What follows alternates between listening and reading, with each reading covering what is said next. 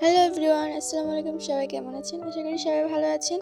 তো আজকে হচ্ছে আমার কাকা আর আমার আব্বু মিলে আমাদের পুকুর থেকে মাছ ধরেছিল এবং কি কি মাছ ধরেছে সেগুলো আপনাদের সাথে আজকে শেয়ার করব। কাকা শহর থেকে গ্রামে এসেছিল পুকুরে তাজা মাছ খাওয়ার জন্য, তারপরে পিঠা, হাঁস এগুলো খাওয়ার জন্য। অবশেষে মাছ ধরেছে। এখন অনেকগুলো মাছও হয়েছে। আমাদের পুকুরের মাছগুলো মাশাআল্লাহ অনেক বড় হয়েছে। বলো, এটা আমাদের নিজস্ব পুকুরের প্রাকৃতিকভাবে চাষ করা মাছ, খুব সুস্বাদু।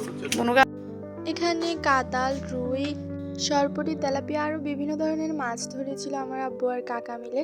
তো অনেকগুলো মাছ উঠেছে। আগেও মাছ ধরেছিল, বাট তখন মাছগুলো ছোট ছোট ছিল, তাই আর ধরা হয়নি। এখন ধরেছে। আর এদিকে আমার কাকা আরেকটা মাছ ধরেছিল, তো ওইটাকেও জাল থেকে ছাড়িয়ে নিয়েছে। এই মাছটাও অনেক বড়। পুকুরের মাছগুলো কিন্তু অনেক তাজা হয়, আর এই তাজা মাছের টেস্টটাও কিন্তু আলাদা।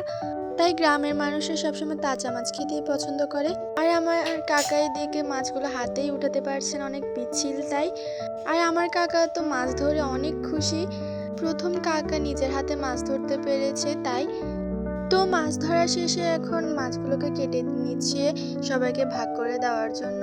আর ছোটরাও অনেক খুশি এতগুলো মাছ থেকে। এখন ওরা চারপাশে বসে আছে সবাই। তো মাছ ভাগ করে দেওয়ার পর এখন আমরা সবাই খেতে বসে গেছিলাম। এখানে আমার দাদু হাঁস রান্না করেছিল, আরো বিভিন্ন ধরনের তরকারি রান্না করেছিল। তো আজকের মতো এই পর্যন্ত, সবাইকে আল্লাহ হাফেজ।